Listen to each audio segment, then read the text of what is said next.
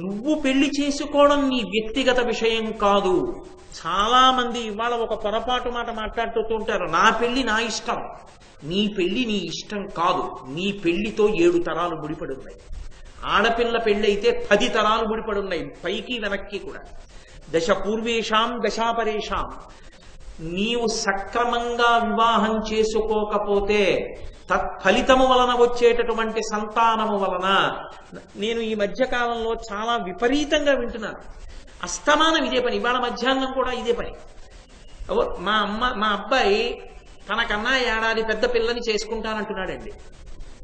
అధర్మం కాదు కలయిక, తనకన్నా పెద్దదానితో సంతానం అధర్మం కాదు. అధార్మికమైనటువంటి సంతానం వలన ఎవరు ఉద్ధరింపబడతారు? అందరూ పడిపోట్ల కిందకి. నువ్వు ఆలోచించుకోవద్దు. నీ సమస్య, నీ ముందు తరాలు 7 తరాల సమస్య. నీ సమస్య అంటే ఏమిటి? పెళ్లి నీ ఒక్కడితో పోదు. అది నీ వ్యక్తిగతం కాదు. పెళ్లి నీ వ్యక్తిగత విషయం కాదు.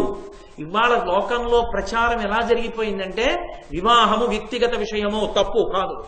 శాస్త్రమునందు వివాహము పెద్దలు ఎందుకు నిర్ణయం చేస్తారంటే నీ వివాహంతో 7 తరాలు ముడిపడి ఉన్నాయి.